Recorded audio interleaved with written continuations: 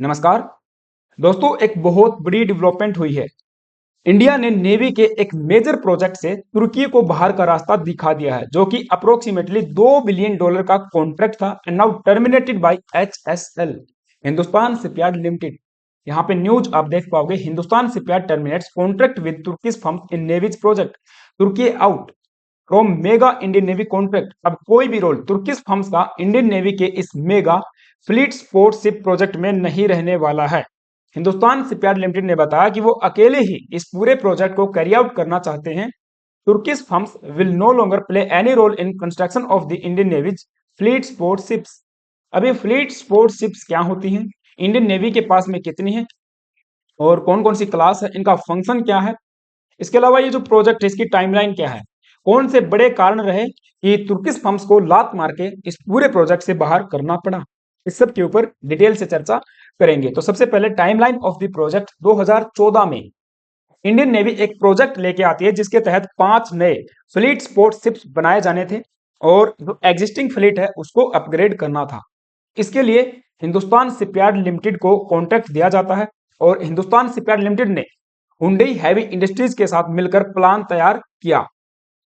HSL initially plan to have a design consultancy with Hyundai heavy industries, लेकिन ये deal finalise नहीं हो पाई। उसके दो बड़े कारण हैं। पहला, हुंडई इस जिद पे अड़ी रही कि जो पहली शिप है वो साउथ कोरिया में बननी चाहिए और जो दूसरी जो मेजर कंपोनेंट्स हैं प्रोजेक्ट के, उनका प्रोक्योरमेंट भी साउथ कोरिया से ही होना चाहिए। लेकिन इंडिया इस पूरे प्रोजेक्ट को आत्मनिर्भर भारत के तहत लेके जाना चाहता था। मेजर या फिर माइनर जो कंपोनेंट्स हैं उनकी प्रोक्योरमेंट लोकली होनी चाहिए और एक नहीं, पांचों के पांचों सिर्फ भारत में ही मैन्युफैक्चर होने चाहिए। तो इस सब के चलते ये डील हुंडई के साथ फाइनलाइज नहीं हो पाई। आगे फिर 2020 में दूसरी बिड में, जिसमें जर्मनी, रशिया, स्पेन, तुर्की सब शामिल थे, तुर्की लोवेस्ट बिडर के साथ इस बिड को जीत जाता है। तुर्की की एक PSU है, public sector undertaking, TAIS shipyard limited, वो इस बिड को जीत जाते हैं। यहाँ पे आप आर्टिकल देख पाओगे, 23 March 2020, India to go ahead with $2.3 billion Turkish shipyard deal. और इसी कंपनी की एक सब्सिडरी है एनातोलू शिपयार्ड, वो यहाँ पे टेक्नोलॉजी ट्रांसफर करने वाली थी फॉर द प्रोजेक्ट। अभी डील फाइनलाइज होने के बाद, ये MOU साइन होने के बाद 2023 में इंडियन नेवी ने भी एक कॉन्ट्रैक्ट साइन किया with the HSL, Hindustan shipyard limited, for the acquisition of the 5 fleet support ships in August 2023। Ministry inks deal with HSL for 5 fleet support ships for navy. तो ये 2023 में कॉन्ट्रैक्ट हो जाता है इंडियन नेवी का और Hindustan shipyard limited का। इसमें कहा गया था कि 2027 तक ये पांचों के पांचों शिप्स नेवी को डिलीवर हो जाने चाहिए। लेकिन अब हम देख पा रहे हैं बड़ी डेवलपमेंट हुई है 2024 में। तुर्की की जो फर्म थी उसको बाहर का रास्ता दिखा दिया गया है, टर्मिनेट कर दिया है हिंदुस्तान शिपयार्ड लिमिटेड ने सभी arrangements with the Turkish firms. अब क्यों ये अरेंजमेंट्स टर्मिनेट किए गए हैं? ये जो शिप्स हैं, फ्लीट स्पोर्ट शिप्स, ये क्या होती हैं, इनका फंक्शन क्या है, इंडियन नेवी के पास में कौन कौन सी है, कौन कौन सी क्लास है, इन सब के ऊपर डिटेल से चर्चा करने से पहले आप सभी से छोटी सी रिक्वेस्ट है, यदि आप चैनल पे नए आए हो तो प्लीज से एक सब्सक्राइब करना। मेरा काम आपको अच्छा लग रहा है तो कमेंट बॉक्स में मुझे बताना और वीडियो को लाइक भी करना। Now, fleet support ships, FSS या फिर इनको FSV भी कहा जाता है, फ्लीट स्पोर्ट वेजल्स। सो इनका दूसरा नाम है ए रिप्लेनिशमेंट ऑयलर और टैंकर। सो ये टाइप है ऑक्सिलरी शिप्स की। अब आपको पता है इंडियन नेवी में कई प्रकार की, कई टाइप्स की शिप्स होती हैं, जैसे कि वॉर शिप्स हो गई जिनमें डिस्ट्रॉयर शामिल हैं, एयरक्राफ्ट कैरियर्स हो जाएंगे, सबमरीन्स हैं, इसके अलावा फास्ट अटैक क्राफ्ट्स होते हैं। तो ऐसे ही ऑक्सिलरी शिप्स होती हैं, इनके पास में कैपेसिटी होती है with the fuel tanks and dry cargo holds. तो जो ड्राई कार्गो होल्ड करके रखते हैं, इसके अलावा फ्यूल टैंक्स होते हैं, उनकी मदद से ये जो दूसरे बेड़े हैं, जो बड़े बेड़े हैं, वारशिप्स हैं, उनको मदद करते हैं। यानी कि auxiliary ship is a naval ship design to support combatant ships. जो लड़ाकू जहाज हैं, लड़ाकू बेड़े हैं, उनको सहायता देने के लिए इनको डिजाइन किया गया था, या फिर जो दूसरे नेवल ऑपरेशंस हैं वो भी ये कैरी आउट कर सकते हैं। अब समझिए बात को, जैसे हमारा कोई डिस्ट्रॉयर है, वो या तो हिंद महासागर में है या फिर प्रशांत महासागर में कोई ऑपरेशन कर रहा है या फिर कोई दूसरे बड़े सागर में, तो उसको रिप्लेनिशमेंट की जरूरत है। सो वो वापस से इंडियन हार्बर पे आएगा, वहां पे फ्यूल वगैरह उसको फिल किया जाएगा, या फिर जो भी ड्राई कार्गो है उसको फिल किया जाएगा। लेकिन उसमें टाइम ज्यादा लगेगा, जो ऑपरेशन वो कर रहा था वो एक तरीके से कहीं ना कहीं हैम्पर होगा। तो इसीलिए ये जो शिप्स होते हैं, रिप्लेनिशमेंट शिप्स, ये क्या करते हैं, ये जो एग्जिस्टिंग ऑपरेशनल एरिया है वहीं पे चले जाते हैं, जहां पे हमारा डिस्ट्रॉयर या फिर जो दूसरा एयरक्राफ्ट कैरियर है जो ऑपरेशनल है, वहां पे जाएंगे, उसको फ्यूल वहां पे डालेंगे, इसके अलावा जो भी कार्गोज की जरूरत है वो उसको दे देंगे। तो क्या होगा कि हार्बर पे आने की जरूरत नहीं पड़ती है। ये क्या करेंगे, सप्लाई करेंगे फ्यूल को और ड्राई स्टोर्स को ड्यूरिंग दी अंडरवे रिप्लेनिशमेंट। सो इसको अंडरवे रिप्लेनिशमेंट भी कहा जाता है।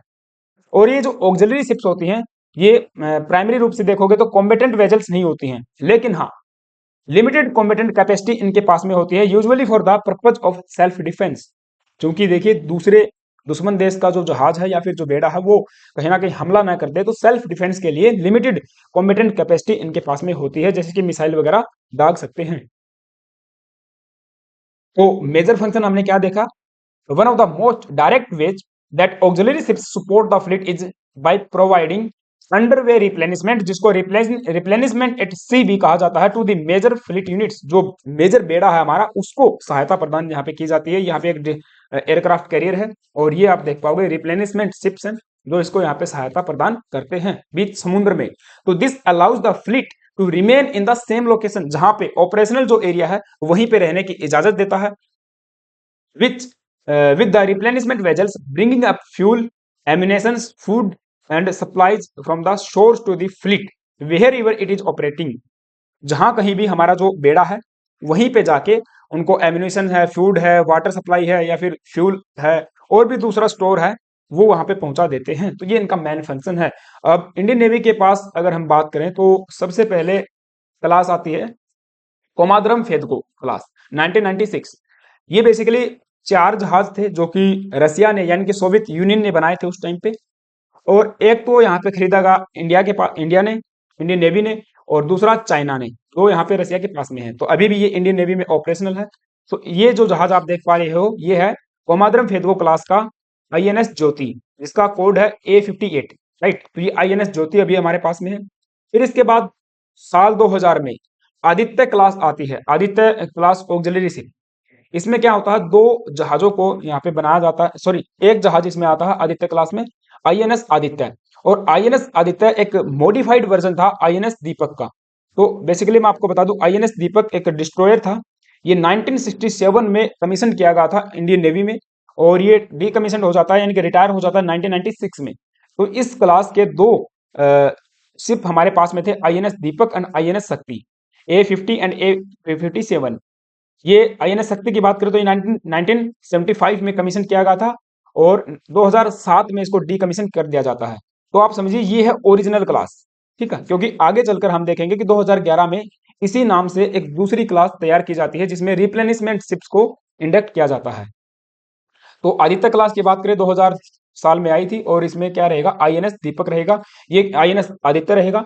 ये हमारे पास केवल एक ही शिप है। इसके बाद ये जो मैंने बताई आपको 1967 वाली क्लास, इसी का अपग्रेडेड वर्जन आया है। या फिर देखिए होता ही है ना कि इंडियन नेवी में यदि एक पुराना जहाज रिटायरमेंट ले लेता है, डिकमीशन कर दिया जाता है, तो उसके सेम नाम से एक अपग्रेडेड वर्जन तैयार कर लिया जाता है। ठीक है, तो जो पुराना हमारा डिकमीशन हुआ, आगे चलकर 2011 में हमने आईएनएस या फिर हम कहें कि दीपक क्लास लेके आते हैं। सो जो दीपक क्लास थी इसमें दो जहाज हमारे पास में है, आईएनएस दीपक और आईएनएस शक्ति, वही सेम ये वाला आईएनएस दीपक और आईएनएस शक्ति यहाँ पे डाले जाते हैं। आईएनएस दीपक की बात करें तो 21 जनवरी 2011 में इंडियन नेवी को ज्वाइन करता है, और आईएनएस शक्ति की बात करें तो 1 अक्टूबर 2011 को ये ज्वाइन करता है इंडियन नेवी को। ठीक है, तो अभी के लिए हमने देखा कि ये हमारे पास में 3 क्लास हैं जिनमें 4 जहाज हमारे पास में हैं, 4 शिप्स हैं जो कि रिप्लेनिशमेंट ऑयलर हैं। राइट, और ये इस तरीके से आप देख पाओगे जो मुख्य बेड़ा है उसको सहायता प्रदान करते हैं, फ्यूलिंग या रिफ्यूलिंग यहाँ पे हो रही है। लेकिन अब इस सभी क्लास को सक्सीड करते हुए एक नई क्लास यहाँ पे आने वाली है, HSL क्लास, जिसमें 5 फ्लीट स्पोर्ट शिप्स बनाए जाने हैं, जिनका देखिए जो डिस्प्लेसमेंट है वो 40,000 टन रहेगा, यानी कि जो पीछे वाली जो क्लासेस थे, पीछे वाले जो शिप्स हमारे पास में, उनसे बहुत ज्यादा। And it will carry and deliver fuel, water, ammunition and stores, जो इनेबलिंग करेगा प्रोलॉन्ग ऑपरेशंस। मैंने बताया समुद्र बीच में, चाहे फिर वो हिंद महासागर है, प्रशांत महासागर, या फिर कोई भी दूसरा सागर हो सकता है विश्व का, जहां पे इंडियन नेवी के जो बड़े बेड़े हैं ऑपरेशनल हैं, ऑपरेशन कोई कर रहे हैं, कंडक्ट कर रहे हैं, तो वहीं पे जाके उनको सहायता प्रदान करें without returning to the harbour, यानी कि भारत के जो पोर्ट हैं वहां पे वापस आने की जरूरत न पड़े। 10, it enhancing the fleets strategic reach and mobility, तो ये इसका मुख्य फंक्शन रहने वाला है और ये स्ट्रेटजिक इंपॉर्टेंस भी भारत के लिए रहेगी। दूसरा सेकेंडरी रोल अगर आप देखोगे इनका, तो जो ह्यूमैनिटेरियन एड है और डिजास्टर रिलीफ ऑपरेशंस हैं उनको भी कर सकते हैं, और evacuation of personal in the emergency situations and quick delivery of relief material at site during the natural calamities. अगर कोई प्राकृतिक आपदा आती है जैसे कि बाढ़, भूकंप, और कोई नुकसान कहीं किसी विशेष क्षेत्र में होता है, वहां पे हमको ऑपरेशन करना है, कोई वहां पे कोई सामान पहुंचाना है, यानी कि ह्यूमैनिटेरियन एड पहुंचानी है, तो वो भी इनके माध्यम से हम कर सकते हैं, ये ऐसे काम आने वाली है। ठीक है, तो अब ये जो पूरा प्रोजेक्ट है, इसमें तुर्की भी शामिल था। 22,000 करोड़ रुपए का प्रोजेक्ट जो बताया जा रहा है। तुर्की की फर्म यहाँ पे क्या करने वाली थी, तो देखिए बाकी जो काम है प्रोजेक्ट का, वो तो इंडिया की जो HSL है, हिंदुस्तान शिपयार्ड लिमिटेड ही करने वाली थी, लेकिन इसमें डिजाइन कंसल्टेंसी के तौर पे शामिल हुई थी तुर्किश फर्म्स। अब उसको भी बाहर कर दिया है।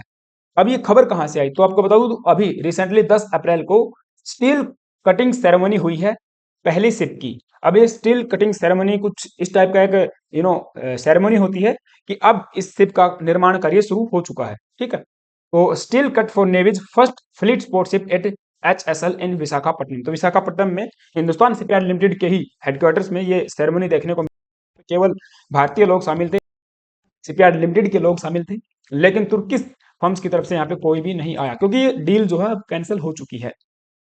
अब इसके क्या कारण हो सकते हैं कि Hindustan shipyard limited Turkish firms को यहाँ पे बाहर करना पड़ा।